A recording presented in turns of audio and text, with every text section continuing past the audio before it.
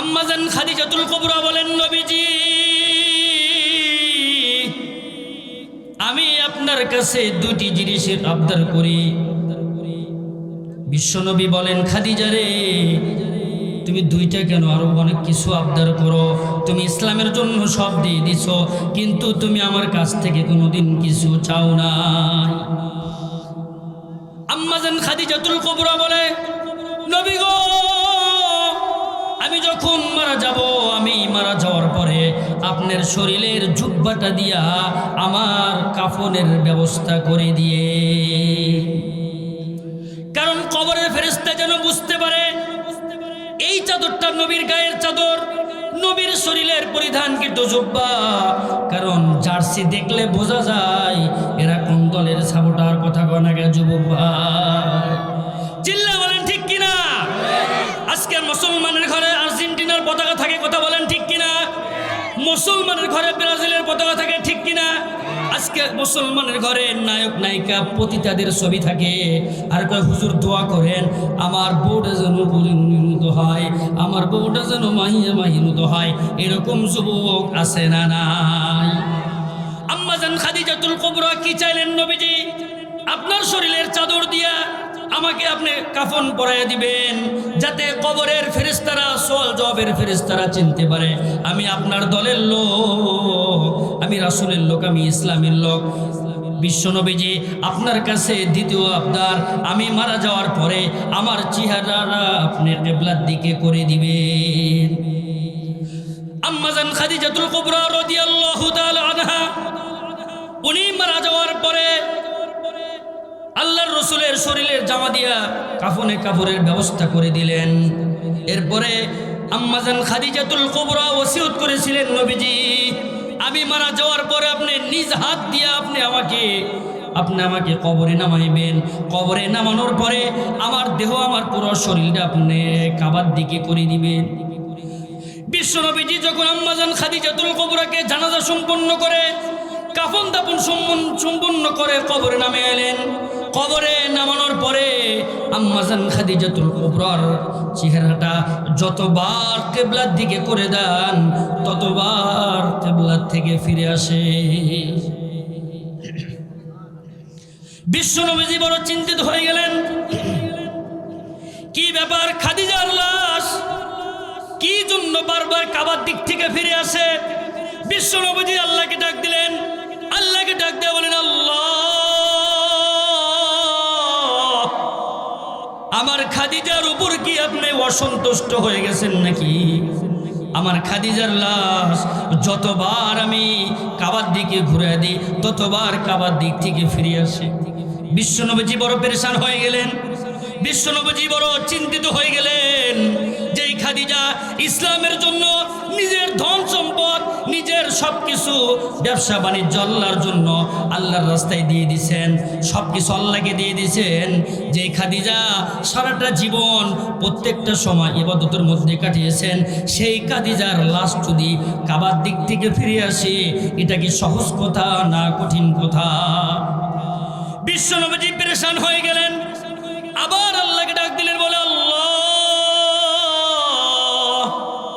আপনি কি আমার খাদিজার উপর অসন্তুষ্ট আছেন নাকি? আল্লাহ রাব্বুল আলামিন সঙ্গে সঙ্গে পয়গম্বর জিবরিল আমিনকে আল্লাহর রাসূলের কাছে পাঠিয়ে দিলেন। পাঠিয়ে দেওয়ার পরে ওই রাসূলকে হযরত জিবরিল আমিন বললেন, নবীজি দুনিয়ার সমস্ত মানুষের লাশ হবে কাবার দিকে, আর আপনার খাদিজার চেহারা হবে স্বয়ং আল্লাহর দিকে। আল্লাহু আকবার বলেন।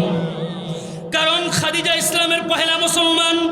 খাদিজা তো কোনো সাধারণ মুসলমান না, খাদিজা তো কোনো বেপরদা মহিলা না। খাদিজা নিজের জীবনের সব কিছু ইসলামের জন্য দিয়ে দিয়েছেন। খাদিজা আল্লাহ তাআলার একটা স্পেশাল বান্দি। খাদিজা দুনিয়ার সমস্ত মানুষের লাশ যদি কাবার দিকে হয়, আর খাদিজার লাশও যদি কাবার দিকে হয়, তাহলে তো এটা হলো না। এজন্য আল্লাহ রাব্বুল আলামিন স্পেশালভাবে খাদিজার লাশ স্বয়ং আল্লাহর দিকে করে রেখেছে। আমি আজকে আপনাদের সামনে পবিত্র কালামুল্লাহ থেকে সূরাতুল হামিম সেজদার 30 নম্বর আয়াত তেলাওয়াত করিয়েছি।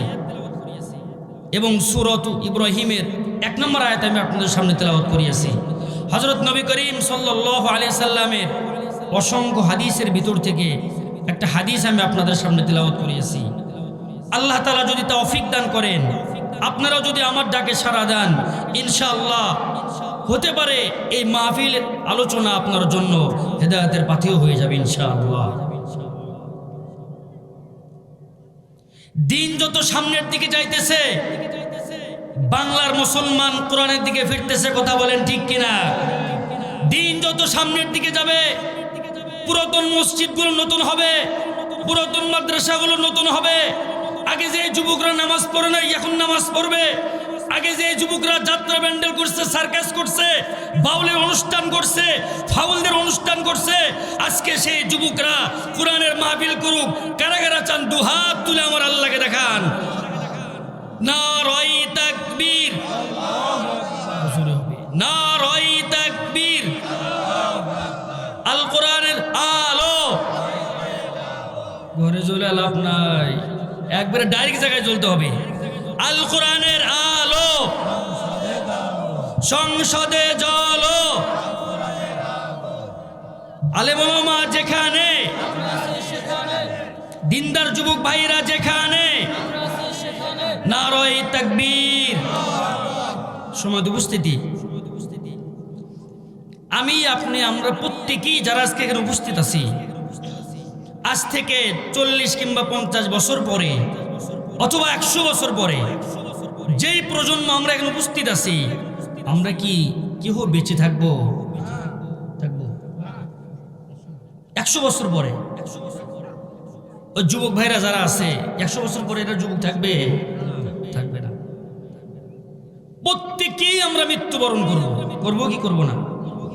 এই পৃথিবীর যত নাস্তিক বেঈমান মুরতাদরা আছে, অনেক মানুষ আছে আল্লাহকে বিশ্বাস করে না, আছে না নাই? রাসূলকে বিশ্বাস করে না, আছে না নাই? নামাজকে বিশ্বাস করে না, আছে না নাই? ওই হুজুর আমরা বছরের সেজদা একটাই দিই, এক সেজদা দিয়ে জান্নাত পার হয়ে জাহান্নামে যায়। তাই তো হবে। বছরে যদি সেজদা একটা হয়, তাহলে ওই এক সেজদা দিয়ে জাহান্নাম পার হয়ে জান্নাত দিকে যাওয়া সম্ভব? আমি বলি জান্নাত পার হয়ে জাহান্নামে চলে যাবা। শুনবার উপস্থিতি, প্রত্যেকেই আমরা মৃত্যুবরণ করব, কিন্তু আমাদের মৃত্যুটা যদি শহীদি মৃত্যু হয়, আপনারা দেখেন না দেশের বিভিন্ন জায়গায় লেখা আছে শহীদ অমক, শহীদ অমক, শহীদ অমক, তাদের নাম মানুষ খোদাই করে টাইলসের আপনার কি করছে একবার রেখে দিছে। মানুষ সারা জীবন তাদেরকে স্মরণ করতেছে, কি জন্যে? শহীদি মৃত্যু। হযরত নবী করিম সাল্লাল্লাহু আলাইহি সাল্লাম বলেন, 4 শ্রেণীর পিতা মাতাকে আল্লাহ রাব্বুল আলামিন কিয়ামতের দিন বিনা হিসাবে জান্নাত দান করবেন। কয় শ্রেণী? 4 শ্রেণী। কয় শ্রেণী? এখন আমরা পরীক্ষা করে দেখি নিজে নিজের মনকে, এই 4 শ্রেণীর ভিতরে আমি আছি কি? পরীক্ষা করা দরকার কি দরকার না? 1 নম্বর শ্রেণী শহীদদের পিতামাতা। আল্লাহ রাব্বুল আলামিন পবিত্র কালামুল্লাহতে বলেন, বাল আহইয়াউন ইনদা রাব্বিহিম ইরযাকুন।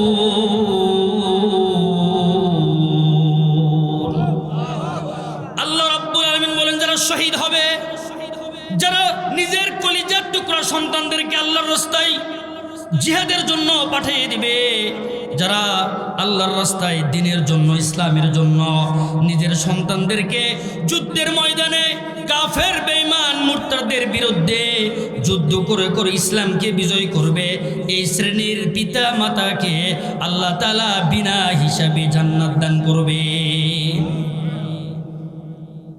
এখন আমি যদি যে আমার আম্মাকে বলি যে আম্মা আজকে একটু আমরা ঢাকা শহরে যাব, ওখানে জিহাদ হবে, মা কি বলে? না বাবা যাওয়ার দরকার নাই। কি বলে? যাওয়ার দরকার নাই। তোর মানুষ বোঝে না।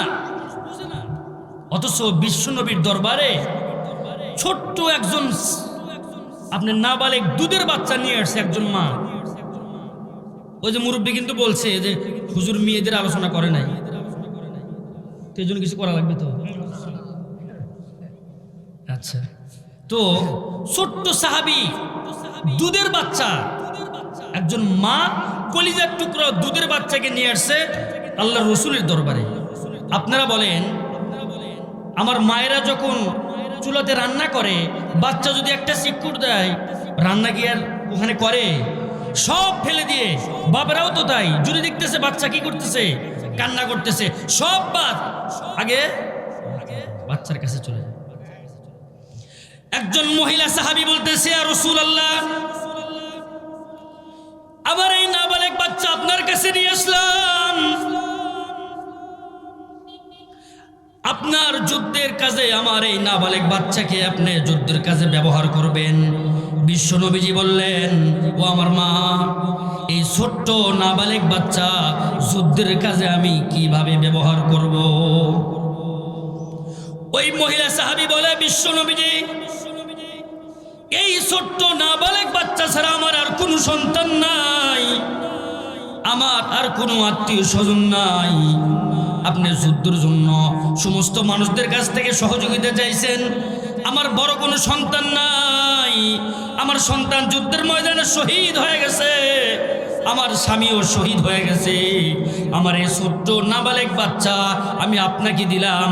ওই কাফের বেঈমানরা যখন আপনাকে তীর মারবে, ওই কাফের বেঈমানরা যখন ডান দিক থেকে তীর মারবে, আমার এই ছোট্ট বাচ্চাকে আপনি ঢাল হিসাবে ডান দিকে ব্যবহার করবেন। আবার যখন আপনাকে বাম দিক থেকে তীর মারবে, আপনি আমার এই ছোট্ট বাচ্চাকে বাম দিকে ঢাল হিসাবে ব্যবহার করবেন। আল্লাহু আকবার বলেন চিল্লায়া। ওই মা বলতেছে, কাল কিয়ামতের ময়দানে আমি জানি আল্লাহকে ডাক দিয়ে বলতে পারি, আল্লাহ,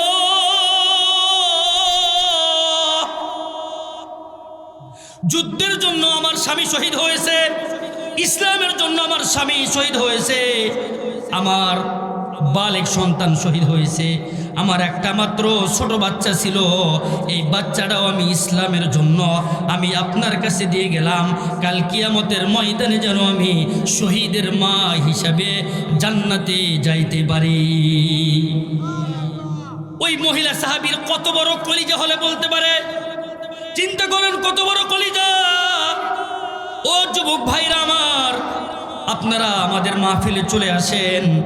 আজকে আমি ছোট মানুষের হাদিসের ঘটনাগুলা, একটা ঘটনা যদি আপনার অন্তরে লেগে যায়, সারা জিন্দেগি আপনার পরিবর্তন হয়ে যাবে। ওই মহিলা সাহাবী নিজের কলিজার দুধের বাচ্চা কিভাবে আনছে আল্লাহর রসুলের দরবারে। ডান দিকে ঢাল মারবে, ডান দিকে ঢাল হিসাবে ব্যবহার করবেন, সামনে থেকে তীর আসবে, সামনে ব্যবহার করবেন। অর্থাৎ আমার দুধের বাচ্চা পুরো শরীর ছিদ্র ছিদ্র হয়ে যাবে নবীজি, কিন্তু আপনার শরীরে যেন একটা তীরে আঘাত লাগে না।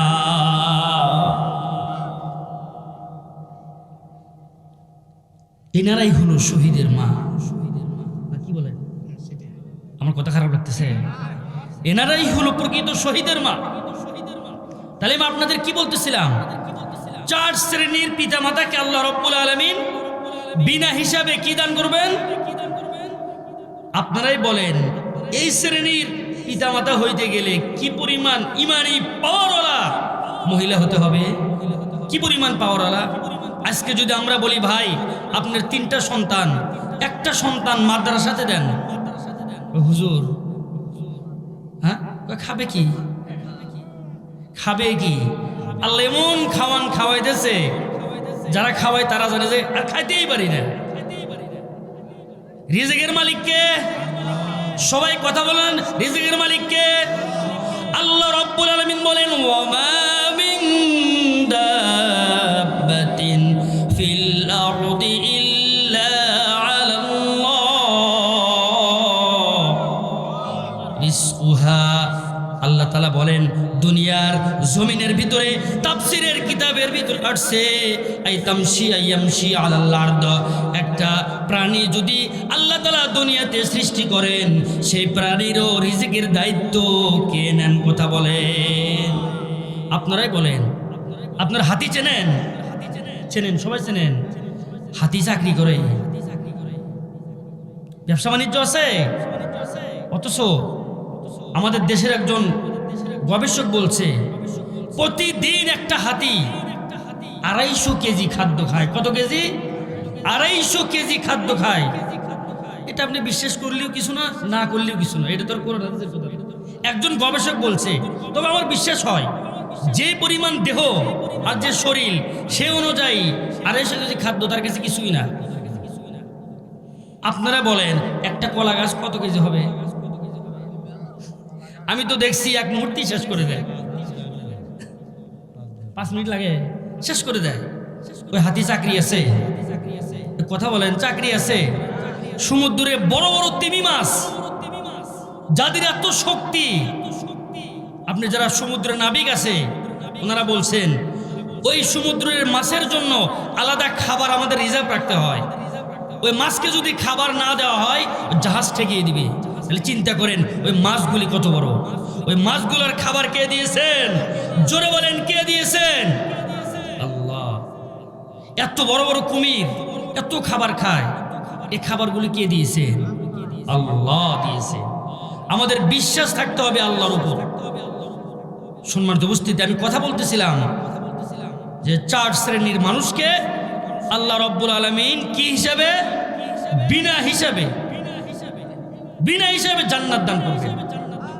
শহীদি তামান্না থাকতে হবে। কি তামান্না থাকতে হবে? হাদিসের কিতাবের ভিতরে আসছে কোন ব্যক্তির অন্তরে যদি আপনার শহীদি তামান্না থাকে, কি থাকে? শহীদ হওয়ার ইচ্ছা থাকে, এই ব্যক্তি যদি বিছানায় ঘুমিয়েও মারা যায় আল্লাহ রব্বুল আলামিন তাকে শহীদি মর্যাদা দান করবেন। সুবহানাল্লাহ বলেন। শহীদি তামান্না কেমন থাকতে হবে? হযরত ওমর রাদিয়াল্লাহু তাআলা আনহুকে আপনারা কে চেনেন বা চেনেন না? নাম কিন্তু আমরা প্রত্যেকেই জানি, কিন্তু আমরা কেউ কিন্তু দেখি। হযরত ওমর রাদিয়াল্লাহু তাআলা আনহু প্রত্যেক দিন আল্লাহর কাছে দোয়া করতেন, আল্লাহুম্মা রযুকনা শাহাদাতান ফি সাবিলিল্লাহ। হযরত ওমর রাদিয়াল্লাহু তাআলা দোয়া করতেন, রব্বুল আলামিন আপনি আমাকে শহীদি মৃত্যু দান করেন। অথচ হযরত ওমর রাদিয়াল্লাহু তাআলা আনহু ইসলামের এত বড় একজন খলিফা, হযরত ওমর রাদিয়াল্লাহু তাআলা আনহু চোখ দিয়ে সব সময় কান্না করতেন। কান্না করতে করতে চোখ দিয়ে এরকম ভাবে একটা নালা হয়ে গেছে। ওনার মন্ত্রীরা বললেন, আমিরুল মুমিনিন আপনি একজন মন্ত্রী হইয়া আপনি কান্না করতে করতে আপনার চোখ দিয়ে নালা হয়ে গেছে, আপনি একটু ক্রিম ব্যবহার করেন, পাউডার ব্যবহার করেন, যেন আপনার চেহারায় কোনো দাগ না থাকে। হযরত ওমর রাদিয়াল্লাহু তাআলা আনহু বলেন, কাল কিয়ামতের ময়দানে আল্লাহ রাব্বুল আলামিনের কাছে আমি কি নিয়ে যাব? আল্লাহ রাব্বুল আলামিন যদি আমার চোখের এই দাগটা দেখে, আল্লাহ তাআলা বলেন, ওমর দুনিয়ার জিন্দেগিতে তুমি এত কান্না করছো, তোমার কান্নার বদলতে আমি আল্লাহ তোমাকে জান্নাত দিয়ে দিতাম। হযরত ওমর রাদিয়াল্লাহু তাআলা আনহু এমন একজন সাহাবী যিনি দুনিয়ার জিন্দেগিতে থেকেই আল্লাহ তাআলার জান্নাতের সুসংবাদ পেয়েছেন। কথা বলেন ঠিক কিনা? হযরত ওমর রাদিয়াল্লাহু তাআলা আনহু যখন মৃত্যুবরণ করেন, মৃত্যুবরণ করার পরে ওমর রাদিয়াল্লাহু তাআলা আনহুকে যখন গোসল করানো হয়, দেখে ওমর রাদিয়াল্লাহু তাআলা আনহুর পিঠের ভিতরে শুধু চাবুকের দাগ আর চাবুকের দাগ। সমস্ত সাহাবীরা হতভম্ব হয়ে গেছে। ওমরের মতো এত বড় একজন সাহাবী, এত দাপটওয়ালা একজন সাহাবী, এত পাওয়ারফুল একজন সাহাবী, এই সাহাবীর শরীরে মানুষের আঘাত তো দূরের কথা, একটা মশা মাছি পর্যন্ত তো তার শরীরে পড়ে না। কিন্তু হযরত ওমর রাদিয়াল্লাহু তাআলা আনহুর একটা জীবন ডায়েরি ছিল, জীবন ডায়েরি। আজকাল যেমন আমাদের কি আছে, অ্যাকাউন্টের ডায়েরি আছে, ব্যাংকে আমার কতটুকু টাকা আছে, ব্যাংকে আমার কতটুকু ব্যালেন্স আছে। হযরত ওমর রাদিয়াল্লাহু তাআলা আনহুর একটা জীবন ডায়েরি ছিল, জীবন ডায়েরি। উনি প্রত্যেক দিন আমল হিসাব করতেন, আজকে আমি কত রাকাত নফল নামাজ পড়লাম, আজকে আমি কয়টা জানাজার নামাজ পড়লাম, আজকে আমি কয় রাকাত আমি তাহাজ্জুদের নামাজ পড়লাম, আজকে আমি কয় টাকা দান করলাম, আজকে আমি কিভাবে মানুষের সেবা করলাম, জীবন ডায়েরিতে সব লেখা আছে। ওনার জীবন ডায়েরি ঘাটতে ঘাটতে দেখা যাচ্ছে হযরত ওমর রাদিয়াল্লাহু তাআলা আনহু কোনদিন যদি আমল কম হইতো, হযরত ওমর রাদিয়াল্লাহু তাআলা আনহু অন্ধকার ঘরের ভিতরে একটা চাবুক নিয়ে নিজের শরীরে মারতো আর আল্লাহকে বলতো, আল্লাহ আজকে আমি আমল কম করছি, এজন্য আজকে আমি 10টা আঘাত পিঠে মেরে দিলাম। হযরত ওমর রাদিয়াল্লাহু তাআলা আনহু এত বড় একজন সাহাবী, যিনি অর্ধ জাহানের খলিফা ছিলেন, অথচ নিজের আমলের কারণে প্রত্যেক দিন রাত্রে অন্ধকার ঘরে গিয়ে এভাবে চাবুক দিয়ে আঘাত করত। মুসলমান বাপজানের আমার, আমরা কোন জান্নাতের সার্টিফিকেট পাইলাম? আমাদের নামাজ পড়া লাগে না, রোজাও রাখতে হয় না, যাকাত দিতে হয় না, হজ করতে হয় না। কথা বলেন ঠিক কিনা? অনেক মানুষ আছে আমাদের গ্রামে, কি হয়েছে? হজ ফরজ হয়েছে, হজ করে না। আজকের এই মাহফিল থেকে একটা মাসালা আমি আপনাদেরকে বলি, কোনো ব্যক্তির উপর যদি হজ ফরজ হয়, আল্লাহ তাআলা যদি তাকে এই পরিমাণ সামর্থ্য দেয়, এই ব্যক্তির উমরা করা ঠিক হবে না। কি হবে না? উমরা করা। কারণ মানুষের যখন হজ ফরজ হয় তখন দ্রুত ফরজটা আদায় করে নেওয়া কি জরুরি। অনেক মানুষ বলে, হুজুর আগে একটু উমরার ট্যুর দিয়ে আসলাম। কি বলে? উমরার ট্যুর দিয়ে আসলাম, এরপরে যখন সময় পাবো, ফ্রি সময় পাবো, তখন কি করব? হজ করব। কিন্তু ইসলামের বিধান আর মাসআলা হলো, হজ যদি কারোর উপর ফরজ হয়, আগে কি করতে হবে? হজ আগে করতে হবে। কারণ আমার আপনার জীবনের 1 মিনিটের কোনো গ্যারান্টি আছে?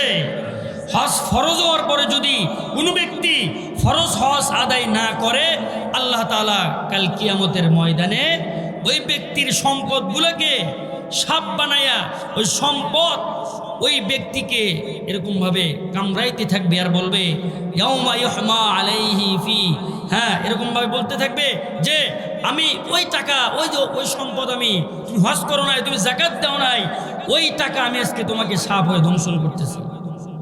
আমি সেদিন একজন মুরব্বীকে বললাম, চাচা আপনি কি করেন? বলতেছে আল্লাহ দিলে আল্লাহ রাস্তায় সময় লাগাই। তো বললাম আপনার কর্মসংস্থান কি? বলতেছে আল্লাহ দিলে 40 লাখ টাকা ব্যাংকে আছে, ওখান থেকে কিছু মুনাফা পাই। কি পাই? নাম চেঞ্জ হয়ে গেছে।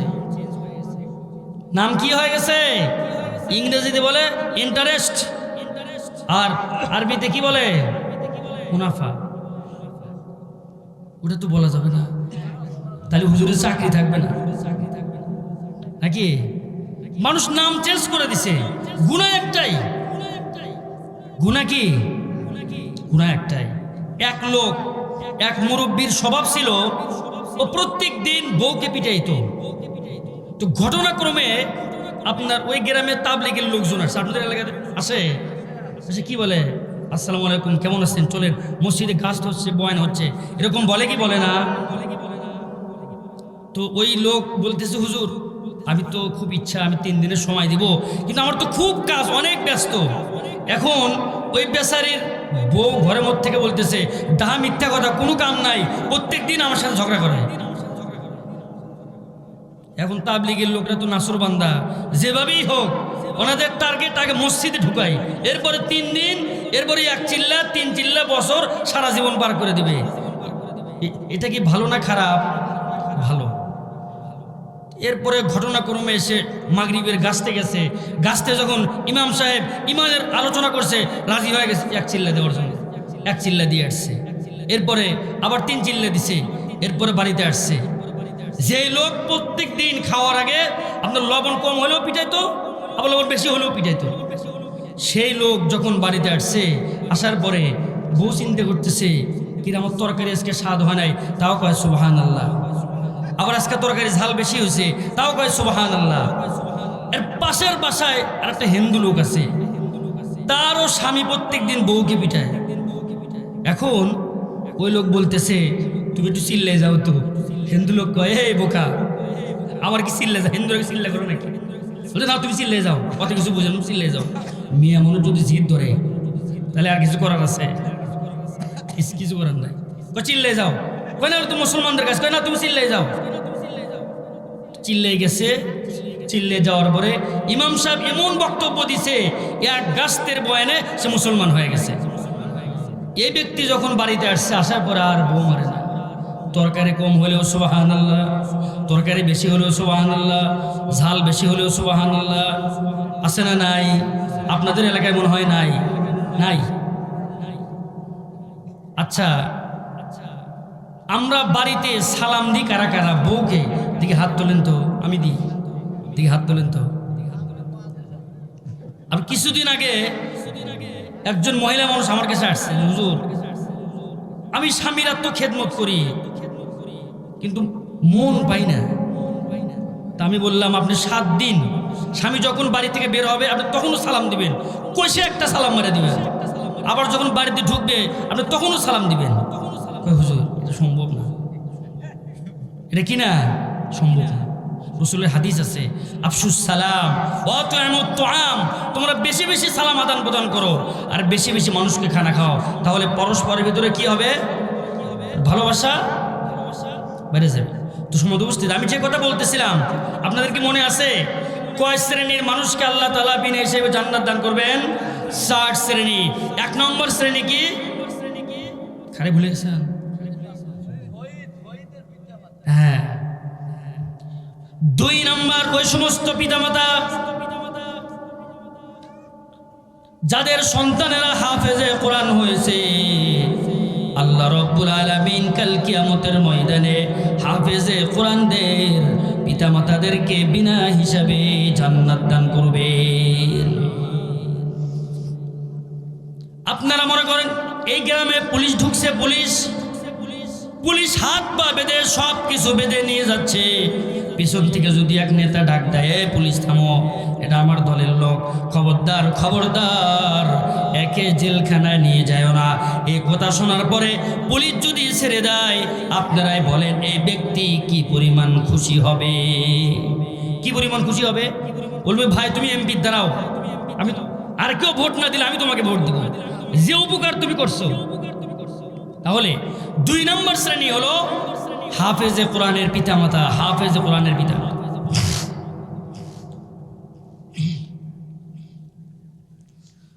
কিতাবের ভিতরে আসছে 2 ব্যক্তির জন্য যখন আল্লাহ তাআলা জাহান্নামের ফয়সালা দিয়ে দিবেন,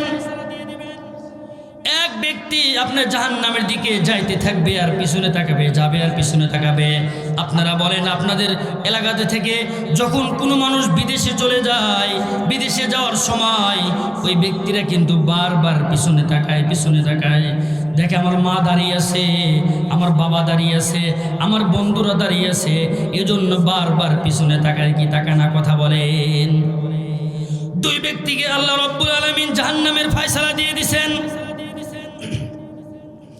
এক ব্যক্তি যাইতেছে আর পিছনে তাকায়। আল্লাহ তাআলা বলেন, ও আমার বান্দা তুমি কেন বারবার পিছনে তাকাও?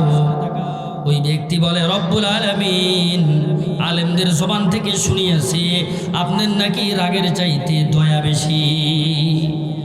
আমি বারবার আপনার দিকে তাকাইতেছি, এই জন্য আপনি যদি আমার উপর মায়া করেন, আমার উপর দয়া করেন, তাহলে আপনি আমাকে মায়া করিয়া দয়া করিয়া জাহান্নামের লিস্টি থেকে নামটা কেটে দিয়া জান্নাতে আমাকে ঢুকাইয়া দেন। আল্লাহ তাআলা বলেন, ও আমার বান্দা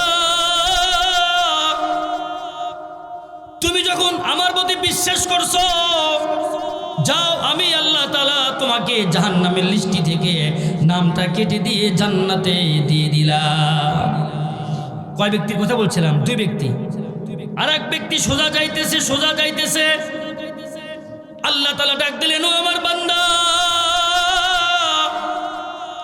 তুমি কি জাহান্নাম থেকে ভয় করো না? ওই বান্দা বলে, রব্বুল আলামিন আমি তো জাহান্নাম থেকে ভয় করি, কিন্তু আমি তো দুনিয়াতে কোনোদিন এক ওয়াক্ত নামাজ পড়ি নাই, রোজা রাখি নাই, হজ করি নাই। রব্বুল আলামিন আপনার কোনো আদেশ আমি দুনিয়াতে মানি নাই। আজকে আপনি লাস্টবারের মতো একটা আদেশ আমাকে দিয়েছেন, আজকেও যদি আপনার আদেশটা আমি না মানি তাহলে তো আমি আপনার বান্দাই হতে পারি না। আল্লাহ তাআলা বলেন, বান্দা যা যা যা, তুমি যখন আমার প্রতি এত বিশ্বাস রাখছো, তুমি যখন আমার বান্দা হওয়ার পরিচয় দিছো,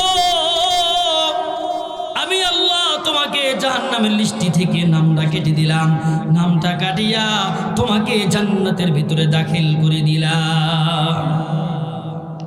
আপনারাই বলেন এই সময় এই দুই ব্যক্তির কেমন খুশি লাগবে?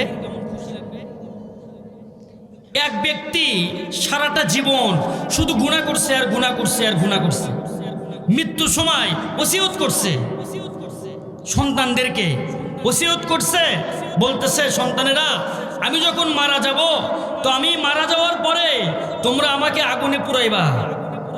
মুসলমান কিন্তু আগুনে পুরাইয়া ছাই বানাইয়া অর্ধেক ছাই বাতাসে উড়াইয়া দিবা আর অর্ধেক ছাই পানিতে ফেলে দিবা। এই ব্যক্তি যখন মারা গেছে সন্তানেরা বাবার হুকুম মানছেন, ওনাকে পড়ানোর পরে অর্ধেক ছাই বাতাসের ভিতর উড়াইয়া দিছে আর অর্ধেক ছাই পানিতে ভাসায় দিছে। আল্লাহ রব্বুল আলামিন বাতাসকে আদেশ করছেন, সবাই জোরে বলেন বাতাস কার হুকুমে চলে? জোরে বলেন বাতাস কার হুকুমে চলে? আগুন কার হুকুমে চলে? এই সব কিছু আল্লাহ তাআলার হুকুমে চলে। আল্লাহ রব্বুল আলামিন বাতাসকে আদেশ দিয়েছেন, আমার ওই বান্দার টুকরো টুকরো ছাই বাতাসের যেখানে যেখানে যেখানে যেখানে ছড়িয়ে ছিটে গেছে সব বাতাসকে হুকুম দিছে, আমার ওই বান্দার ছাইগুলি তুমি এক জায়গায় তুমি জড়ো করে দাও, একত্রিত করে দাও। আর আল্লাহ তাআলা পানিকে হুকুম দিয়ে দিয়েছেন, ও পানি তুমি আমার ওই বান্দার অবশিষ্ট ছাইগুলো এক জায়গায় জড়ো করে দাও। ওই বান্দাকে যখন এক জায়গায় উপস্থিত করা হয়েছে, ওই বান্দাকে আল্লাহ রাব্বুল আলামিন জিজ্ঞাসা করছেন, ও আমার বান্দা তুমি কি জন্য সন্তানকে আদেশ দিলা? ওই বান্দা তখন বলতেছে, আল্লাহ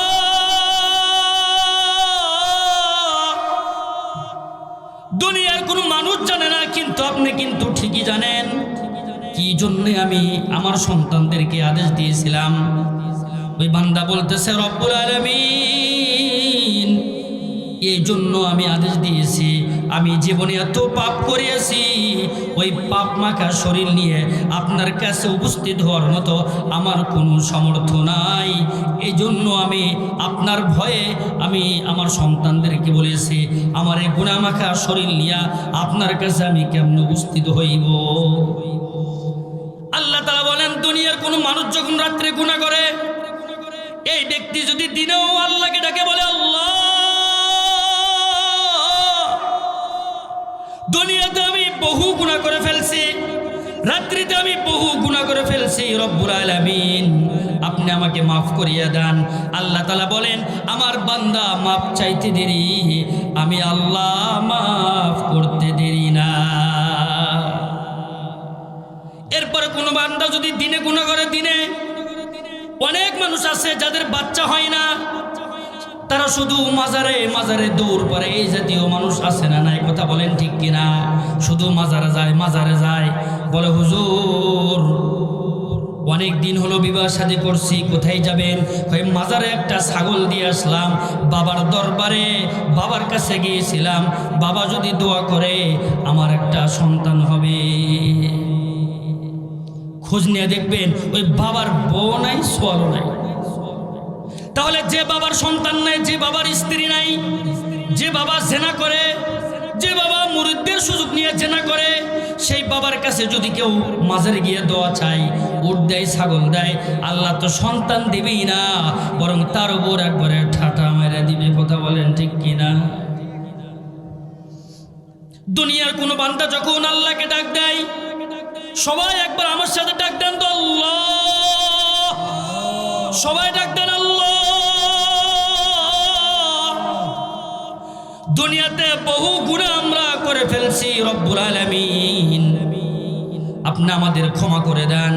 এই বান্দা ক্ষমা চাইতে দেরি, আমার আল্লাহ মাফ করতে দেরি না। তাহলে আমি আপনাদের সামনে বলতেছিলাম 4 শ্রেণীর পিতামাতাকে আল্লাহ রাব্বুল আলামিন বিনা হিসাবে জান্নাত দান করবেন।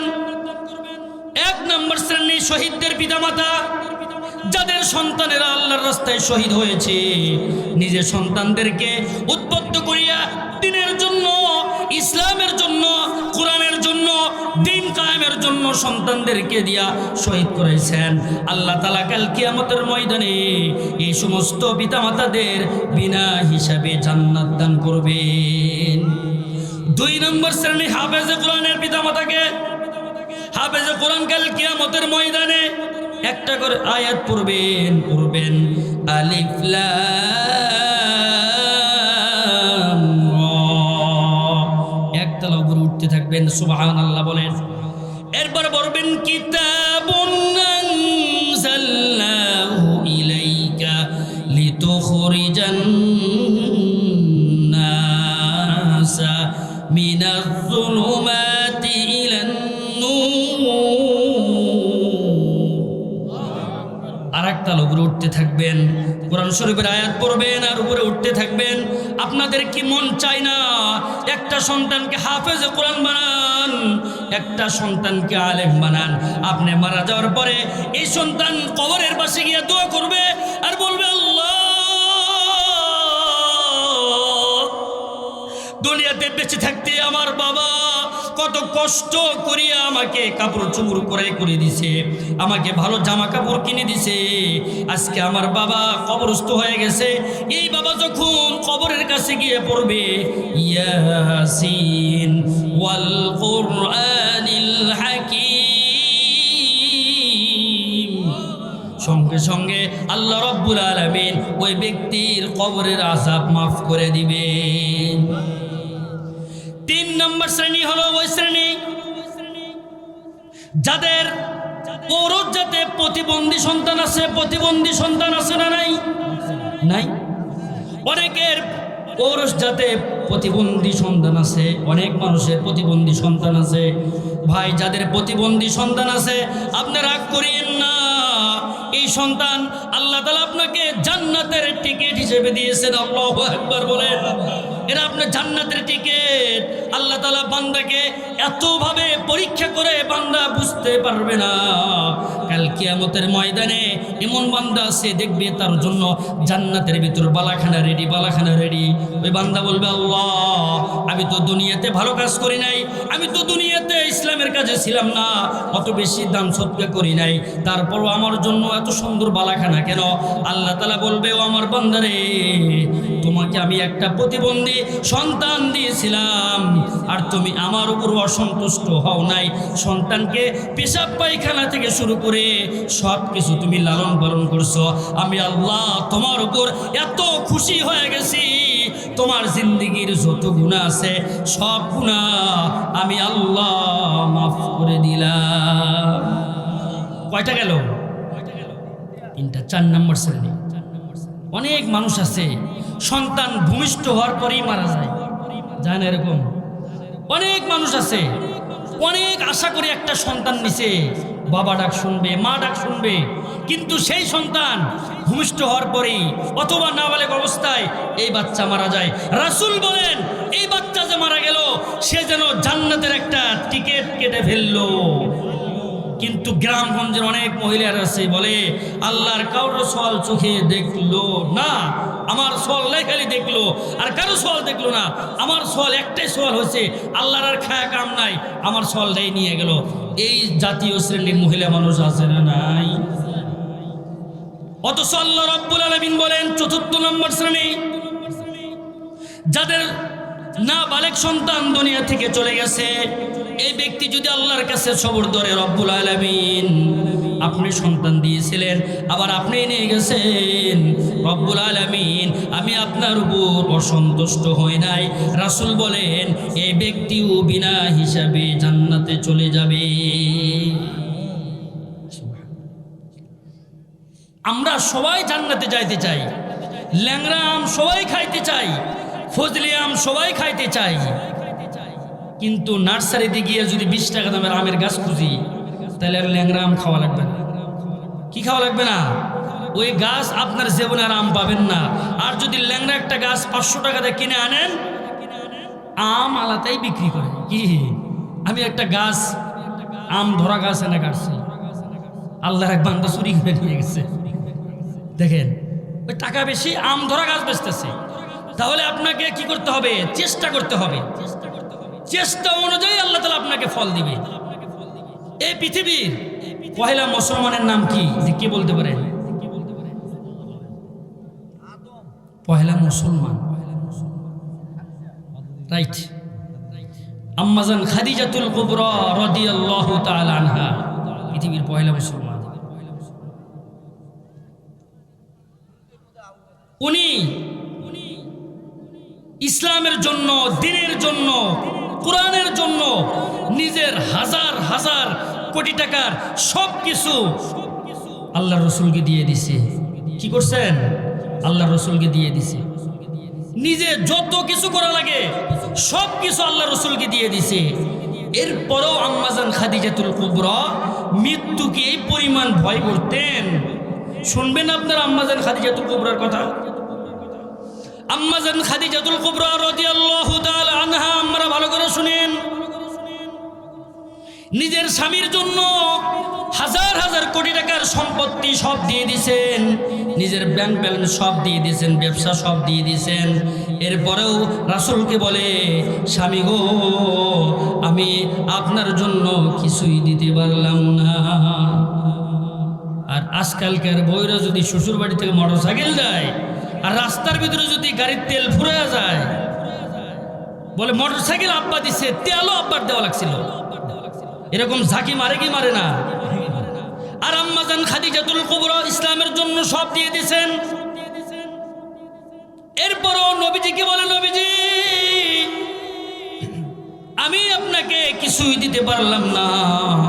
ওগো নবী, আপনার সাথে অনেক দিন ঘর সংসার করলাম, আমার তো এখন ভয় হয় কখন যেন আমি মৃত্যুবরণ করে ফেলি। বাপজান একটু মনোযোগ দিয়ে শোনেন। আম্মাজান খাদিজাতুল কুবরা হাজার হাজার কোটি টাকা ইসলামের জন্য দিয়ে দিয়েছেন।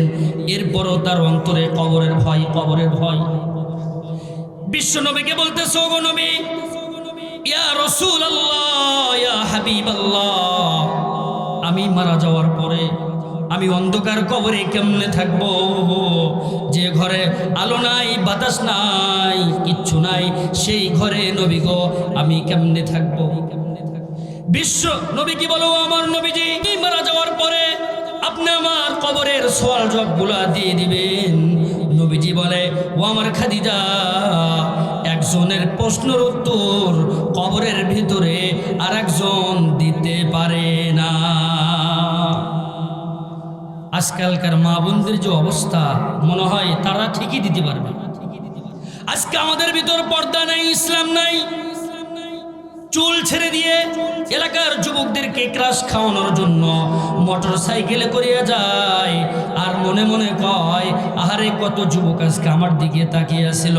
এই শ্রেণীর যুবতীরা শেরপুরে আসে না নাই। অথচ আম্মাজান খাদিজাতুল কুবরা আল্লাহকে কি পরিমাণ ভয় করতেন।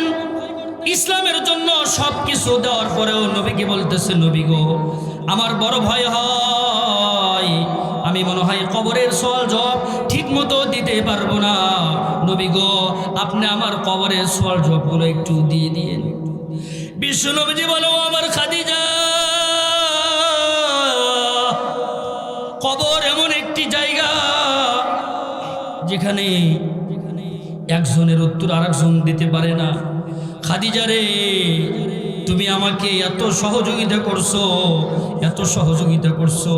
হযরত নবী করিম সাল্লাল্লাহু আলাইহি সাল্লামের উপর যখন ওহী নাজিল হইতো, ওহী যখন কোরআন শরীফ নাজিল হইতো, নবীজি ঘেমে যাইতেন, নবীজি মাঝে মাঝে অসুস্থ হয়ে যাইতেন।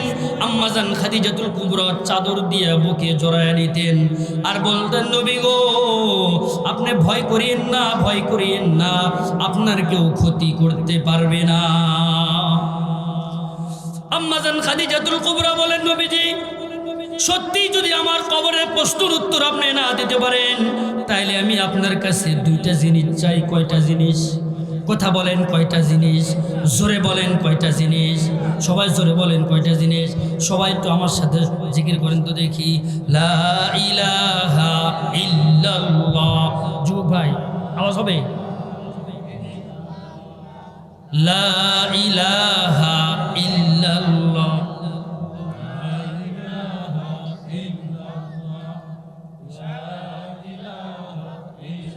লা ইলাহা ইল্লাল্লাহ, লা ইলাহা ইল্লাল্লাহ। আসমানে আল্লাহ, জমিনে আল্লাহ, আসমানে আল্লাহ, জমিনে আল্লাহ, লা ইলাহা ইল্লাল্লাহ। বলো রে মুমিন, লা ইলাহা ইল্লাল্লাহ, লা ইলাহা ইল্লাল্লাহ, লা ইলাহা ইল্লাল্লাহ। বলতেছিলাম আম্মাজান খাদিজাতুল কুবরা ইসলামের জন্য সব দিয়ে দিয়েছেন, এরপরও কিসের ভয়?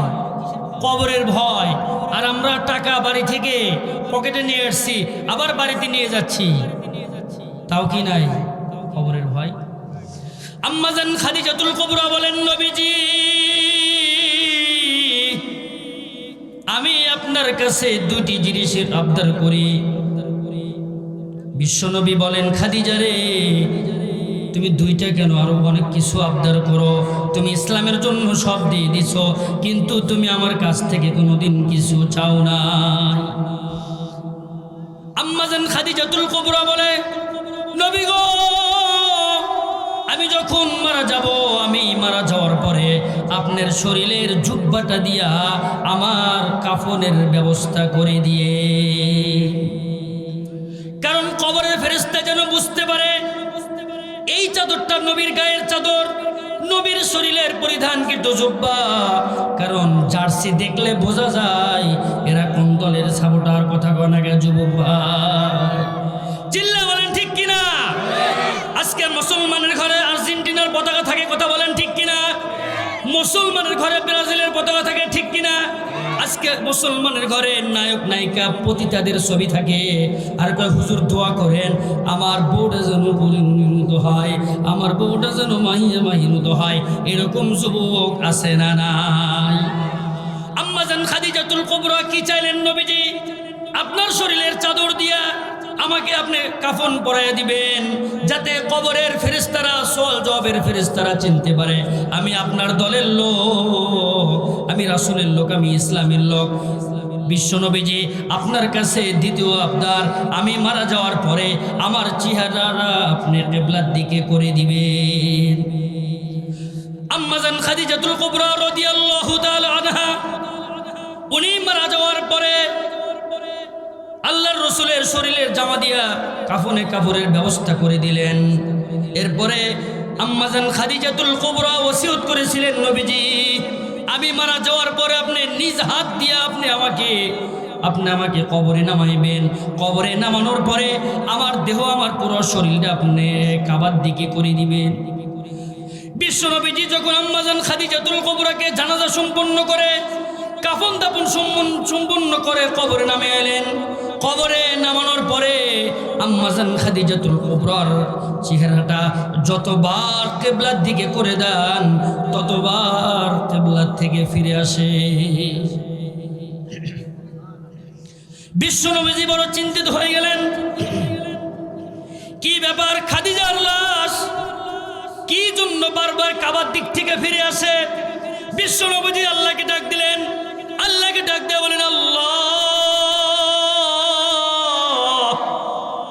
আমার খাদিজার উপর কি আপনি অসন্তুষ্ট হয়ে গেছেন নাকি? আমার খাদিজার লাশ যতবার আমি কাবার দিকে ঘুরে দিই, ততবার কাবার দিক থেকে ফিরে আসে। বিশ্বনবীজি বড় পেরেশান হয়ে গেলেন, বিশ্বনবীজি বড় চিন্তিত হয়ে গেলেন। যেই খাদিজা ইসলামের জন্য নিজের ধন সম্পদ, নিজের সবকিছু ব্যবসা বাণিজ্য আল্লাহর জন্য আল্লাহর রাস্তায় দিয়ে দিয়েছেন, সবকিছু আল্লাহকে দিয়ে দিয়েছেন। যে খাদিজা সারাটা জীবন প্রত্যেকটা সময় ইবাদতের মধ্যে কাটিয়েছেন, সেই খাদিজার লাশ যদি কাবার দিক থেকে ফিরে আসে, এটা কি সহজ কথা না কঠিন কথা? বিশ্বনবী পেরেশান হয়ে গেলেন, আবার আল্লাহকে ডাক দিলেন, বলে আল্লাহ, আপনি কি আমার খাদিজার উপর অসন্তুষ্ট আছেন নাকি? আল্লাহ রাব্বুল আলামিন সঙ্গে সঙ্গে পয়গম্বর জিবরিল আমিনকে আল্লাহর রাসূলের কাছে পাঠিয়ে দিলেন। পাঠিয়ে দেওয়ার পরে ওই রাসূলকে হযরত জিবরিল আমিন বললেন, নবীজি, দুনিয়ার সমস্ত মানুষের লাশ হবে কাবার দিকে, আর আপনার খাদিজার চেহারা হবে স্বয়ং আল্লাহর দিকে। আল্লাহু আকবার বলেন। কারণ খাদিজা ইসলামের পহেলা মুসলমান। খাদিজা তো কোনো সাধারণ মুসলমান না, খাদিজা তো কোনো বেপরদা মহিলা না। খাদিজা নিজের জীবনের সব কিছু ইসলামের জন্য দিয়ে দিয়েছেন। খাদিজা আল্লাহ তাআলার একটা স্পেশাল বান্দি। খাদিজা দুনিয়ার সমস্ত মানুষের লাশ যদি কাবার দিকে হয়, আর খাদিজার লাশও যদি কাবার দিকে হয়, তাহলে তো এটা হলো না। এজন্য আল্লাহ রাব্বুল আলামিন স্পেশালভাবে খাদিজার লাশ স্বয়ং আল্লাহর দিকে করে রেখেছে। আম্মাজান খাদিজাতুল কুবরা সব দিয়ে দিয়েছে ইসলামের জন্য। তাহলে দুনিয়ার সব মানুষের লাশ যদি কাবার দিকে হয়, খাদিজার লাশও যদি কাবার দিকে হয়, তাহলে স্পেশাল কিছু হইল। সম্মানিত উপস্থিতি, আজকে আমি আর আপনি কৃপণগিরি করি, বলি হাই রে আমি টাকা দিব। আজকে আমার বাবা আমার মা কবর থেকে তাকিয়ে আছে যে আমাদের গ্রামে যুব সমাজের এত সুন্দর একটা মাহফিলের ব্যবস্থা করছেন। সেই মাহফিলে কত মানুষের সন্তানেরা টাকা দিল। হাইরে সন্তান দুনিয়াতে রেখে আসছিলাম, 1000 টাকাও আমার জন্য দিল না। আজকে কবর থেকে তারা তাকিয়ে আছে, আজকে কবর থেকে মা তাকিয়ে আছে, বাবা তাকিয়ে আছে। হাইরে আজকে আমাদের গ্রামে সবাই, এই গ্রামের কবরস্থানের মাইয়াতগুলি তাকিয়ে আছে। পাশের কবরের কারো সন্তান যদি মসজিদে টাকা দান করে, সঙ্গে সঙ্গে এরকম ভাবে সব সওয়াবগুলি তার কবরে পৌঁছে যাইতেছে।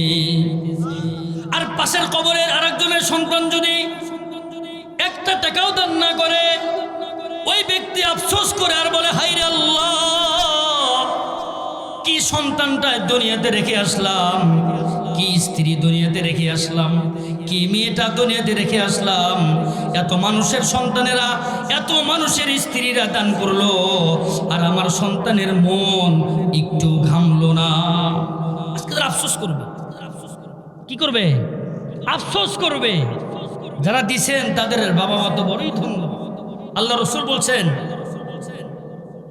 যাদের বাবা মা বেঁচে আছে তোমরা তাদের বেশি বেশি খেদমত করো, আর যাদের বাবা মা মারা গেছে তাদের জন্য সদকা জারিয়া করো। সদকা জারিয়া করো, এটা ডাইরেক্ট আপনার মায়ের বাবার কবরে পৌঁছে যাবে। আপনারা গ্রামের মানুষ, আল্লাহর রাসূলের জামানার গ্রামের একটা ঘটনা বলে আমি আজকে আলোচনা শেষ করে দিব। আল্লাহর রাসূলের কাছে একজন গ্রাম্য সাহাবী আসছে, এসে বলতেছে, ইয়া রাসূলুল্লাহ, ওই যে আপনার কাছে যে দেও আসে না, দেও এসে গুনগুন করে যেন কি কয়, মানে গ্রামের মানুষ তো।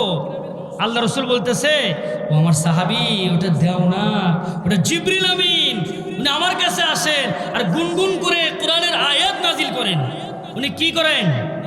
কোরআনের আয়াত নাজিল করেন। দুনিয়ার কোনো মানুষ যদি সমাধান চায়, একমাত্র সমাধানের পথ কি? কোরআন। কি পথ? সমাধান চাও যদি জীবনে মরণে, ফিরে যাও খুঁজে নাও, চোখ রাখো কোরআনে। কি বলেন? সবাই আমার সাথে গাইতে পারবেন না?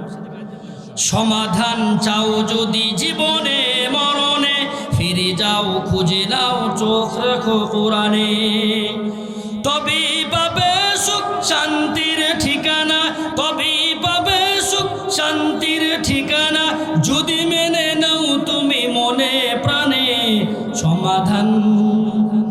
সমাধান চাও যদি জীবনে মরণে, ফিরে যাও খুঁজে নাও চোখ রাখো কোরআনে। এ তো চির অম্লান চির মুক্তির ডাক, এ তো মহাবাণী খোদারি কালামে পাক, ঠিক কিনা? এ তো চির অম্লান চির মুক্তির ডাক, এ তো মহাবাণী খোদারি কালামে পাক। এই দুনিয়ার সেই দুনিয়া, এই দুনিয়ার সেই দুনিয়া, মুক্তি পাবে দু জাহানে। সমাধান সমাধান চাও যদি জীবনে মরণে, ফিরে যাও খুঁজে নাও চোখ রাখো কোরআনে। এ বাণী সকলের নয় শুধু মুমিনের, যারাই চলবে মেনে ফল পাবে কোরআনে। এ বাণী সকলের নয় শুধু মুমিনের, যারাই চলবে মেনে ফল পাবে কোরআনে। ঘরে বলো কিংবা রাষ্ট্রে বলো, ঘরে বলো কিংবা রাষ্ট্রে বলো, অশান্তি দূর করে শান্তি আনে। সমাধান সমাধান চাও যদি জীবনে মরণে, ফিরে যাও খুঁজে নাও চোখ রাখো কোরআনে। আমাদের চোখ কোথায় রাখতে হবে? কোরআনে। ওই একজন গ্রাম্য সাহাবী এসে বলতেছে, রাসূলুল্লাহ, ওই যে একটা দেওয়া আসে আপনার কাছে, এসে গুনগুন করে কি মানে কয়। আল্লাহ রসুল খেপে নাই, খেপা যাবে? অনেক মানুষ আছে আমাদের কাছে মাসালা জিজ্ঞাসা করে, মানে ওযুর ফরজ জানে না, গোসলের ফরজ জানে না, আপনার কোরআন শরীফের ভুল ধরেছে। তখন যদি আমরা খেপে যাই, চাচা তো পুরো এলাকা গরম করে ফেলে। আল্লাহ রসুল ঠান্ডা মতে বললেন, বাবা শোনো, ওটা দাও না, ওটা জিবরিল আমিন আছে আমার কাছে কোরআন শরীফ নাজিল করে। তবে তোমার বড়ই সৌভাগ্য, এই মাত্র জিবরিল আমিন আমার কাছে একটা সূরা নাজিল করলেন। সেই সূরার নাম শুনবেন আপনারা, প্রসিদ্ধ সূরা, সবাই পারে, সূরাতুল ইখলাস। কুলু সূরা, কি সূরা?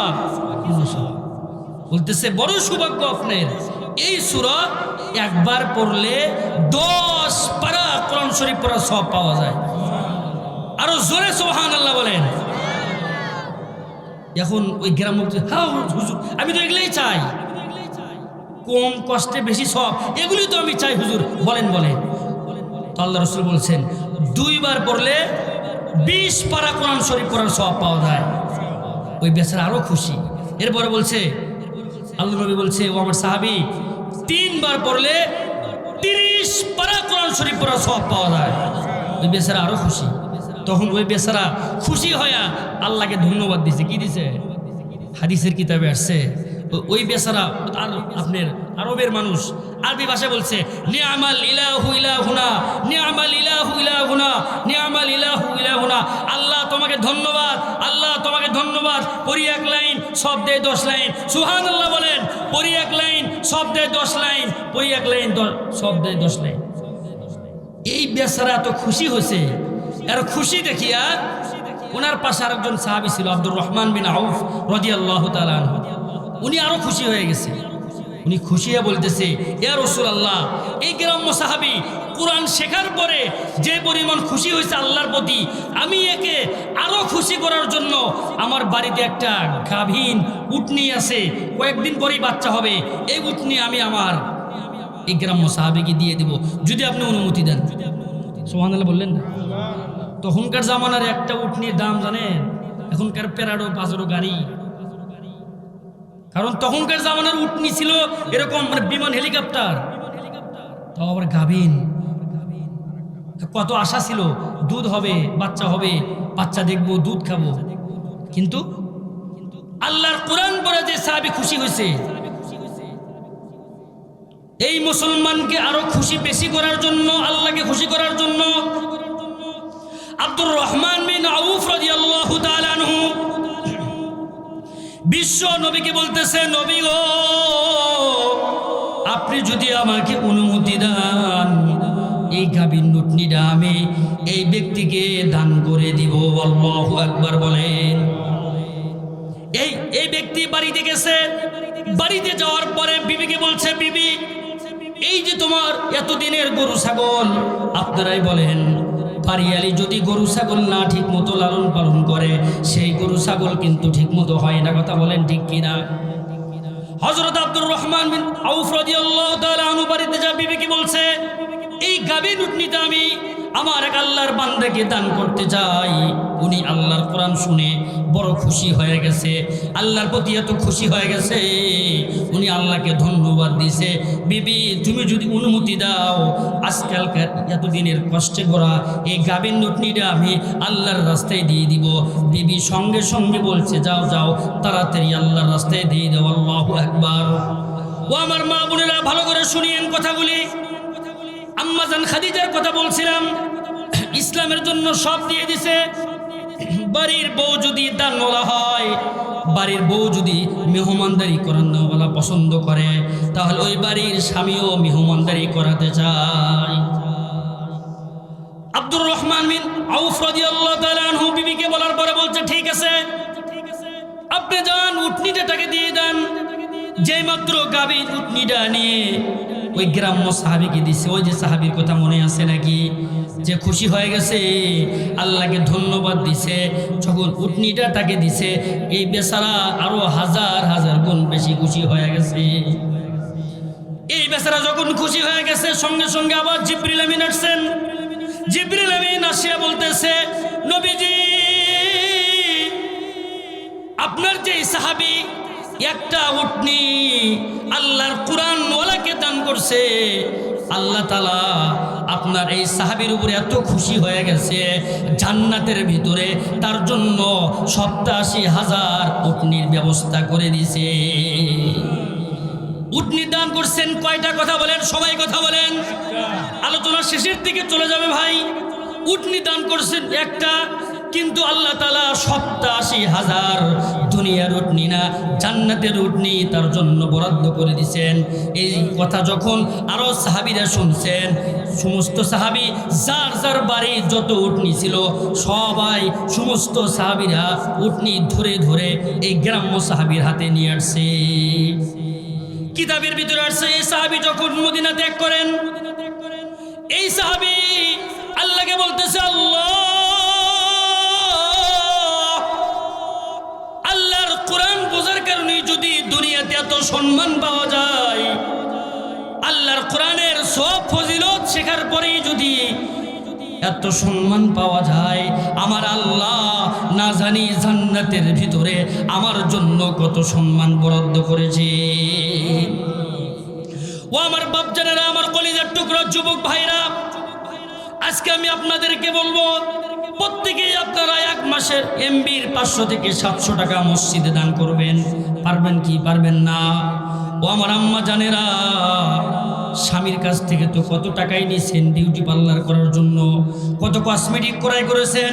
আজকে আপনার আম্মাজান খাদিজাতুল কুবরা রাদিয়াল্লাহু তাআলা আনহার খাতায় যদি নাম লেখাতে চান, আব্দুর রহমান বিন আউফ রাদিয়াল্লাহু তাআলা আনহু যদি নিজের গাভীন পালিত উটনি আল্লাহর রাস্তায় দিতে পারে, আপনি আপনার কষ্ট উপার্জিত স্বামীর টাকা, আপনার টাকা মসজিদে যদি দেন, আল্লাহর নবী বলেন, মান বানাল্লাহু মাসজিদান বানাল্লাহু লাহুল জান্নাহ। আজকে আপনারা এখানে 1 টাকা দান করবেন, 1 টাকা দান করার কারণে আল্লাহ রাব্বুল আলামিন জান্নাত আপনার জন্য বালাখানা তৈরি করবেন। সুবহানাল্লাহ বলেন। আজকে আপনার কবরে আপনার মা শুয়ে আছে, আপনার শাশুড়ি শুয়ে আছে, আপনার শ্বশুর শুয়ে আছে। এই গ্রামে কত মানুষ আছে নিজের কাঁধে সন্তানের লাশটা দাফন করছেন, আছে না না? কত মানুষ আছে যেই মা যেই বাবা নিজ হাত দিয়া আমাকে মানুষ করছে, আমার বাবাও আমাকে মানুষ করছে, আমার বাবা মারা গেছে। আজকে কত জায়গায় যাই, কত মানুষকে দেখি, বাবার ওই সোনালী চেহারার কোথাও পাই নাই, কোথাও নাই। হাদিসের কিতাবের ভিতরে আসছে, একবার বাবা মায়ের দিকে যদি নেক নজরে কোনো সন্তান তাকায়, কবুল হজের সওয়াব পাওয়া যায়। সুবহানাল্লাহ বলেন।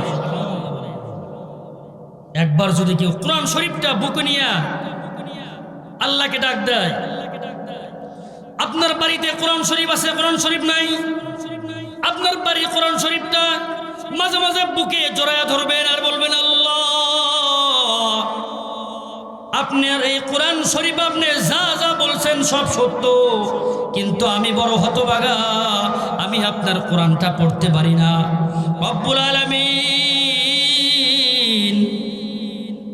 আপনার কোরআনে যা বলছেন সব সত্য, একটা হরফ পড়লে 10টা করে নেকি পাওয়া যায়। আপনি মসজিদে যান, আপনাদের গ্রামের মসজিদের এত সুন্দর কাজ হইতেছে ভাই, আজকে যদি আপনি মসজিদের কাজটা শেষ করে দেন, মসজিদের কাজ শেষ করে যাবেন, যুগ যুগ ধরে মানুষ এখানে নামাজ পড়বে, মানুষ মসজিদে গিয়ে কোরআন পড়বে। আপনার মসজিদের তাকে থেকে কোরআনটা বের করে আপনি কোরআনটা খোলেন, যদি পড়তে নাও পারেন সূরাতুল ইখলাসটা বের করেন, বের করে পড়েন কুল হুয়াল্লাহু আহাদ আল্লাহুস সামাদ লাম ইয়ালিদ ওয়া লাম ইউলাদ ওয়া লাম ইয়াকুল লাহু কুফুয়ান আহাদ। আল্লাহর নবী বলেন, একবার যে পড়লেন সঙ্গে সঙ্গে আল্লাহ তাআলা কোরআন শরীফ পড়ার 10 পড়ার সওয়াব দান করলেন। তাহলে আপনার গ্রামের মসজিদ হইতেছে, মসজিদের সিমেন্ট দরকার, মসজিদের অনেক কাজ বাকি আছে, ওযুখানা বাকি আছে, অনেক কাজ বাকি আছে। আপনার মসজিদে আপনি যান, কোরআন শরীফটা খোলেন, আল্লাহকে ডাক দেন, বলেন আল্লাহ, ওগো আল্লাহ, আপনার কোরআন পড়তে পারি না আমি, রব্বুল আলামিন ছোটবেলায় সুযোগ হয় নাই, ভুল করেছি রব্বুল আলামিন, এই মসজিদে বসে আমি আপনার কোরআন শরীফ আপনার দিকে হাত তুলে বলতেছি, আল্লাহ যা লিখছেন সব সত্য। আপনি মসজিদের কোরআনটা চুমু খান, আপনি আপনার মসজিদের কোরআন শরীফটা বুকে জড়ায় ধরেন, আপনার মসজিদের কোরআন শরীফটা চুমু খান, আপনার মসজিদের কোরআন শরীফটা এভাবে নেন, ময়লাগুলো পরিষ্কার করে দেন। আপনার টিভি, আপনার ঘরের টিভি দিনে কয়েকবার পরিষ্কার করেন, অথচ আপনার কোরআন শরীফের উপর 1 আঙ্গুল পরিমাণ ময়লা পড়ে গেছে। ওই যে রোজার ঈদে সুজদানটা ধুয়েছিলেন, আবার কুরবানির ঈদ আসবে, আর এক বছর আসবে, এরপরও আপনি হাত দিচ্ছেন না। এই কোরআন শরীফ কাল কিয়ামতের ময়দানে আমার বিপক্ষে সাক্ষী দেবে। রব্বুল আলামিন বলবেন, এই কোরআন আল্লাহকে ডাকতে বলবে, আল্লাহ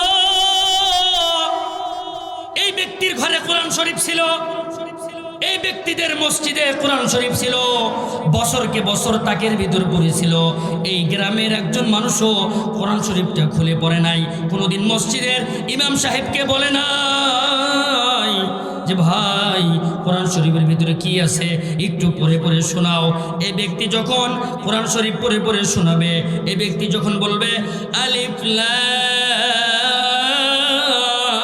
রা কিতাবুন আনজালনাহু ইলাইকা লিতুখরিজান নাস মিনাল যুলুমাতি ইলান নূর। আল্লাহ তাআলা বলেন, এই কোরআনকে আমি এমনি এমনি নাজিল করি নাই, এই কোরআন শরীফকে আমি দুনিয়াতে পাঠিয়েছি অন্ধকার আলোর থেকে আমি আল্লাহ তাআলা মানুষকে যেন আলোর পথে নিয়ে আসতে পারি। আল্লাহ রব্বুল আলামিন পবিত্র কোরআনুল কারীমের আরেকটি আয়াতের ভিতরে বলেন, ফামান যুহজিহা আনিন নার ওয়া উদখিলাল জান্নাতা ফাকাদ ফাজ। আল্লাহ তাআলা বলেন, দুনিয়াতে সফল কারা, সফল কারা? আমরা মনে করি একজন মেম্বার থেকে পদোন্নতি হয়ে চেয়ারম্যান হলো, এটা তার সফলতার মানদণ্ড। একজন চেয়ারম্যান থেকে পদোন্নতি হয়ে এমপি হয়ে গেল, এটা তার সফলতার মানদণ্ড। আমরা মনে করি একজন এমপি থেকে মন্ত্রী হয়ে গেল, মন্ত্রী থেকে সচিব হয়ে গেল, সচিব থেকে রাষ্ট্রপ্রধান হয়ে গেল, এটা তার সফলতার মানদণ্ড।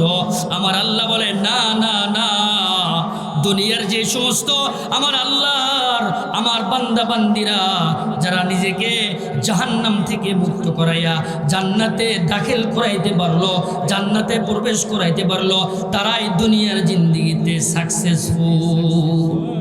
সম্মানিত উপস্থিতি, আপনাদের এই মসজিদের অনেক কাজ বাকি আছে, আছে না নাই? এই মসজিদ আজকের এই সময় পর্যন্ত আসতে আপনারা টাকা দেন নাই, বুদ্ধি দেন নাই যে এভাবে করেন, এই ডিজাইনে করেন।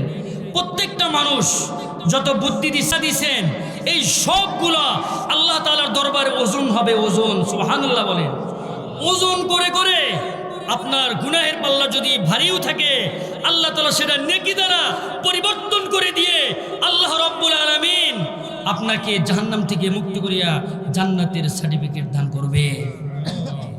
এই জন্য মসজিদকে ভালোবাসবেন তো ইনশাআল্লাহ, কোরআনকে ভালোবাসবেন তো ইনশাআল্লাহ। ইসলামের জন্য, কোরআনের জন্য কখনো যদি জাতীয় পর্যায় থেকে ডাক আসে, কারা কারা আল্লাহর রাস্তায় শহীদ হতে চান দুহাত তুলে আমার আল্লাহকে দেখান। রব্বুল আলামিন এই গভীর রাতে আমি আপনার কাছে দোয়া করিতেছি, আমার এই সমস্ত যুবক ভাই বৃদ্ধ বাপজানদেরকে আপনি কবুল করিয়ে নেন। ربنا ظلمنا أنفسنا وإن لم تغفر لنا وترحمنا لنكونن من الخاسرين ربنا هب لنا من أزواجنا وذرياتنا قرة أعين واجعلنا للمتقين إماما رب العالمين রাত্রি গভীর হয়ে গেছে গো মাওলা, আপনি তাকিয়ে দেখেন, আপনি কুদরতভাবে তাকিয়ে দেখেন, ছোট্ট ছোট্ট মাসুম বাচ্চা থেকে শুরু করে যুবক ভাইয়েরা, মুরব্বী বাপজানারা খোলা আকাশের নিচে আপনার দরবারে হাত তুলিয়েছে গো মাওলা। রব্বুল আলামিন আমরা হাত তুলিয়েছি, কার যেন মায়ের কথা মনে পড়ে গেছে, কার যেন বাবার কথা মনে পড়ে গেছে গো মাওলা। রব্বুল আলামিন যে আদরের পিতামাতা এত কষ্ট করে মানুষ করে আমাদের ছেড়ে চলে গেছেন গো মাওলা। রব্বুল আলামিন আজকে আমরা আপনাদের কাছ থেকে চাই আল্লাহ, আপনি আমাদের প্রত্যেকের জিন্দেগির গুনাহ খাতা মাফ করিয়ে দেন। রব্বুল আলামিন আজকের এই মাহফিলে যে যুবক ভাইয়ের আয়োজন করিয়েছে গো মাওলা, প্রত্যেকটা যুবককে হযরত ওমর রাদিয়াল্লাহু তাআলা আনহুর মতো ইসলামের সৈনিক বানায়া দেন, হযরত উসমান বিন আফফান রাদিয়াল্লাহু তাআলা আনহুর মতো ইসলামের সৈনিক বানিয়ে দেন। রব্বুল আলামিন যেই যুবক ভাইয়ের আজকের মাহফিল আয়োজন করিয়েছেন গো মাওলা, আমি খেয়াল করে দেখলাম সভাপতি সাহেব থেকে শুরু করে সেক্রেটারি, সহ সেক্রেটারি প্রত্যেকেই আজকের মসজিদে হাজার হাজার টাকা দান করিয়েছে গো মাওলা। রব্বুল আলামিন যারা যারা দান করিয়েছে গো মাওলা, কার মনের কি আশা দুনিয়ার কোনো মানুষ জানে না গো মাওলা, আপনি ছাড়া কেউ জানার নাই গো মাওলা। এমন মানুষ আমাদের ভিতর হাত তুলিয়েছে গো মাওলা, আজকের এই মাহফিল থেকে ঘরে ফিরে আর মাকে মা বলে ডাকতে পারবে না গো মাওলা। আমি নিজেও হতভাগা, আর কোনোদিন মাহফিল থেকে রাত করে বাড়িতে ফিরে বাবাকে বাবা বলে ডাকতে পারবো না গো মাওলা। রব্বুল আলামিন আপনি তাকিয়ে দেখেন, পর্দার আড়ালে কত মা বোনেরা হাত তুলিয়েছে গো মাওলা। রব্বুল আলামিন কার যেন ভালোবাসার স্বামীর কথা মনে পড়ে গেছে, যে স্বামী কবরস্থ হয়ে গেছে, কার যেন বাপের কথা মনে পড়ে গেছে, কার যেন মায়ের কথা মনে পড়ে গেছে। রব্বুল আলামিন এই ভীমজানি এলাকাতে যুব সমাজ থেকে শুরু করে যত মানুষ আজকের এই মাহফিলকে অর্থ দিয়ে, টাকা দিয়ে, মেধা দিয়ে সহযোগিতা করিয়েছে গো মাওলা। রব্বুল আলামিন আপনি প্রত্যেকটা যুবক ভাইকে ইসলামের জন্য কবুল করিয়ে নেন। রব্বুল আলামিন আজকে যে সমস্ত যুবক ভাইরা মাহফিলের ইন্তজামে কমিটি আছে, যারা যারা মাহফিলকে আজকে এত সুন্দর ব্যবস্থা করেছে গো মাওলা, রব্বুল আলামিন আমি গুনাহগার ছোট্ট মানুষ গো মাওলা, আজকের এই কলিজার টুকরা যুবক ভাইদেরকে আপনি ইসলামের জন্য কবুল করিয়ে নেন। রব্বুল আলামিন একটা সময় গ্রামে গ্রামে আউল বাউল পালা গানের যুবকরা আয়োজন করতো গো মাওলা। রব্বুল আলামিন যুবক ভাইদের এমন হেদায়েত আপনি দিয়েছেন গো মাওলা। রব্বুল আলামিন দেশের বিভিন্ন প্রান্তে আমরা মাহফিল করি গো মাওলা, সব জায়গায় যুবক ভাইদের আয়োজন আমরা দেখি গো মাওলা। রব্বুল আলামিন এই যুবক ভাইদেরকে আপনি ইসলামের জন্য কবুল করিয়ে নেন। প্রত্যেকটা যুবক ভাইকে পাঁচ ওয়াক্ত নামাজওয়ালা মুসল্লি বানায় দেন। আমার মুরব্বী বাপসানদেরকে কবুল করিয়ে নেন। রব্বুল আলামিন এমন মানুষ আমার সাথে হাত তুলিয়েছে গো মাওলা, যেই মানুষটা নিজের কলিজার টুকরা সন্তানকে কবরে নিজ হাত দিয়ে নামাইছে। রব্বুল আলামিন এমন মানুষ আমার সাথে হাত তুলিয়েছে গো মাওলা, নিজের কলিজার টুকরা মা যেই মা ছোট্টবেলায় নিজে খেয়ে না খেয়ে সন্তানকে স্কুলে পাঠাইতো গো মাওলা, আজকে সন্তানেরা কামাই করা শিখছে, কিন্তু আজকে মাকে পায় নাই। মায়ের জন্য তারা হাজার হাজার টাকা মসজিদে দান করছে গো মাওলা। রব্বুল আলামিন এই ভীমসারি গ্রামের কবরস্থানের যত মাইয়াত ভূমি আছে গো মাওলা, প্রত্যেকটা মাইয়াতের কবরখানা আপনি জান্নাতের টুকরা বানায়া দেন রব্বুল আলামিন। আমরা আমিন আমিন করতেছি গো মাওলা। আমার যে সমস্ত কলেজ ভার্সিটি স্কুল হাই স্কুলের ছাত্র আছে গো মাওলা, রব্বুল আলামিন প্রত্যেকটা যুবক ভাইদেরকে আপনি ইসলামের জন্য কবুল করিয়ে নেন, প্রত্যেকটা যুবক ভাইকে আপনি দ্বীনের জন্য কবুল করিয়ে নেন। যারা চাকরি করে চাকরির ভিতরে বরকত দান করেন, যে সমস্ত যুবক ভাইরা ব্যবসা বাণিজ্য করে ব্যবসার ভিতরে বরকত দান করেন রব্বুল আলামিন। আমাদের প্রত্যেকটা যুবক ভাইয়ের ঘরে পর্দাশীল নেককার সালেহা আবেদা নেককার স্ত্রী দান করেন গো মাওলা রব্বুল আলামিন। কখন যেন আমার নামটা মাইকে ঘোষণা হয়ে যাবে গো মাওলা রব্বুল আলামিন। কিছু মানুষ কবরস্থানের দিকে যাবে, কিছু মানুষ বাঁশ কাটার জন্য যাবে, কিছু মানুষ তালাই আনবে, কাপড় আনবে, কবর খনন করবে। আমার বাড়িতে লোকজন ভিড় হয়ে যাবে, সবাই বলবে কে মারা গেছে, কে মারা গেছে রে, কে মারা গেছে। সবাই বলবে অমকে মারা গেছে, বলবে হাই রে গতকাল একসাথে মাহফিল শুনলাম, গতকাল একসাথে চা স্টলে চা খাইলাম। ভাইরা রে আমার আস্তে আস্তে আমার লাশটা বাড়ি থেকে বের করবে। লাশটা যখন বাড়ি থেকে বের করবে সমস্ত মানুষ একটা চিল্লানি দিবে, সবাই বলবে আল্লাহ আমার মাটা আজকে বাড়ি থেকে বের হয়ে গেল, আর কোনদিন আমার মা বাড়িতে ফিরবে। আমি নিজে আমার বাবাকে বাড়ি থেকে বের করছি রে ভাই রব্বুল আলামিন। ওই যে বাবাকে আমি নিজ হাত দিয়া গোসল করাইতে গিয়েছিলাম, গোসল করানোর জন্য যখন যাই বাবার শরীরটা আমি হাত দিয়ে দেখলাম, শরীরটা এত পরিমাণে শক্ত হয়ে গেছে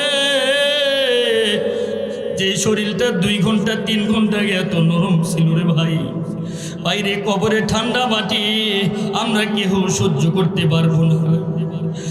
সেদিন আমার আপনার নাম মাইকে ঘোষণা হয়ে যাবে, সমস্ত মানুষ আমার আপনার জানাজা করবে, জানাজা করার পরে হয়তো বদনাম করবে, না হয় সুনাম করবে, এরপরে আস্তে আস্তে কবরস্থানে নিয়ে যাবে। ভাই দিলের কান লাগায় শুনেন, একটু মনটা নরম করে দেন, চোখের পানি আল্লাহ তাআলার কাছে জাহান্নামের আগুনকে লিভাইয়া দিবে। বাইরে সেদিন সমস্ত মানুষরা মিলে অন্ধকার কবরে, এমন একটি জায়গা কবরস্থান যেখানে মানুষ দিনের বেলায় যাইতে ভয় করে, সেই জায়গায় আলো নাই, বাতাস নাই, বন্ধু নাই, মোবাইল নাই, মা নাই, বাবা নাই, সেই জায়গায় আমাকে রেখে আসবে। আমাদেরকে দাফন করে চতুর সাইড এমনভাবে আটকিয়ে দিবে, সেখান থেকে আমাদের বাড়ানোর কোনো বুদ্ধি নেই। কবরে ফেরেশতারা এসে সওয়াল করবে মান রব্বুকা ওমান দীনুকা ওমান নবিয়ুকা। রব্বুল আলামিন সেই দিন ওই কঠিন মুহূর্তে আপনি আমাদের বন্ধু হয়ে যায়। রব্বুল আলামিন কবরের আযাবের ফেরেশতারা যখন আসবে, হাদিসের কিতাবের ভিতরে পড়ে এসে তারা অন্ধ হবে, ঠসা হবে, মানুষ যত চিল্লানি করবে কবরের ফেরেশতারা শুনতে পাবে না। রব্বুল আলামিন আজকের এই মাহফিলের সভাপতি থেকে শুরু করে সহসভাপতি, প্রধান অতিথি দোয়া চেয়েছেন। আজিবুর রহমান গ্রামের মুরব্বী মারা গেছে, অনেকে মায়ের জন্য বাবার জন্য দোয়া চেয়েছেন গো মাওলা রব্বুল আলামিন। আমার আম্মাটাও অসুস্থ, আরও কত মানুষের মা বাবা অসুস্থ গো মাওলা, প্রত্যেকটা মা বাবাকে আপনি নেক হায়াত দান করেন গো মাওলা। আর যাদের আব্বা আম্মা অন্ধকার কবরে চলে গেছে গো মাওলা, প্রত্যেকটা কবরকে আপনি জান্নাতের বাগিচা বানিয়ে দেন, প্রত্যেকটা কবরকে আপনি জান্নাতি হাওয়া চালু করে দেন। দৃষ্টির শেষ সীমানা পর্যন্ত প্রত্যেকের কবরকে প্রশস্ত করিয়া দেন রব্বুল আলামিন। আজকের যুবক ভাইদের এত পরিশ্রমের ফল আপনি বিফলে দিয়েন না। আল্লাহর ঘর রব্বুল আলামিন, আপনার ঘরের জন্য আজকে যারা পরিশ্রম করছে, মেধা দিয়ে সহযোগিতা করছে, বুদ্ধি দিয়া, অর্থ দিয়া, টাকা পয়সা দিয়া, যে মানুষ নিজের জন্য কোনোদিন মানুষের কাছে হাত পাতে নাই, সেই মানুষটাও মানুষের দ্বারে দাঁড়িয়ে গিয়া আপনার জন্য হাত পাতছে গো মাওলা রব্বুল আলামিন। আমি আজকে গুনাহগার। আমার সাথে দাড়ি পাকা বাপজানরা আছে, হাজী সাহেবরা আছে, পর্দার আড়ালে আমার মা বোনের আছে। রব্বুল আলামিন আপনার কাছে যা যা চাইলাম তাও দেন, যা যা আমাদের প্রয়োজন তাও আমাদেরকে দিয়ে দেন। রব্বুল আলামিন এমন অসুখ দিন না রে মাওলা, নিজের পেশাব পায়খানা পর্যন্ত নিজে করতে পারি না, এমন অসুখ দিন না রে মাওলা, নিজ হাত দিয়ে জামা কাপড় পরতে পারি না। রব্বুল আলামিন আমাদের যেদিন মৃত্যু দেবেন সেদিন আমাদের প্রত্যেকের জবানে জারি করে দিন লা ইলাহা ইল্লাল্লাহু মুহাম্মাদুর রাসূলুল্লাহ। আসসালামু আলাইকুম ওয়া রাহমাতুল্লাহি ওয়া বারাকাতুহু।